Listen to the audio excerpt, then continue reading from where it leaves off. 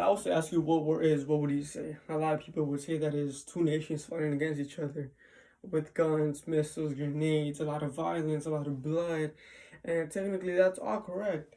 But war itself is more than that. War is the breakdown of the human mind, and by that I mean that war has a lot of effects on the human mind, and I'm gonna show you. Back in World War I, a lot of soldiers during the war were going into states of shock where they couldn't move, they couldn't stop screaming, they were just almost like they were paralyzed with shaking. They couldn't do anything, they couldn't function properly. After the war ended, scientists started to study and experiment with those soldiers to see what the real effect of war was on them.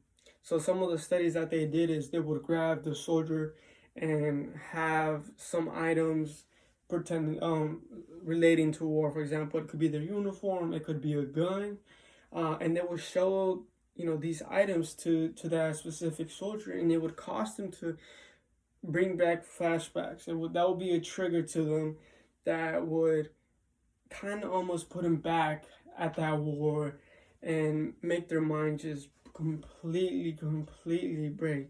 They would go into another state of shock. Some of them would start to just, not, they would just start screaming uncontrollably. They would, just stop shaking. It was almost like a baby, when a baby cries, no matter what you do, they're just gonna keep on crying. It was similar to that. A lot of these soldiers really couldn't do anything after the World War One because loud noises could be a trigger as well.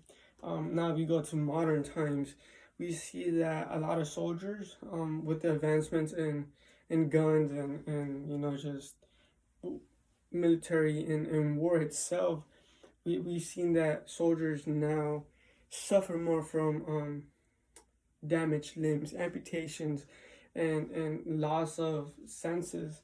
For example, the most common one being hearing. Grenades have been invented more, and they're stronger and they're louder, and a lot of soldiers have suffered from ear damage and lost their ability to hear. A lot of soldiers have also have had amputations where they have to get prosthetics. Some of them can't afford prosthetics because once they finish their time with their branch, they don't come back too much. We've seen that veterans come in and they don't have a place to live. So all of that can really, make those veterans suffer from anxiety, suffer from depression, and it just slowly breaks the mind. Being depressed leaves a lot of veterans to just end up homeless, slowly kill themselves off. Some of them can't get normal jobs once they retire from the military because, like I said, they have lots of common senses that would be necessary in their everyday life. They have the loss of limbs that pretty much are necessary for survival. They can't do normal tasks, and war itself just breaks up humans from the inside, starting mentally.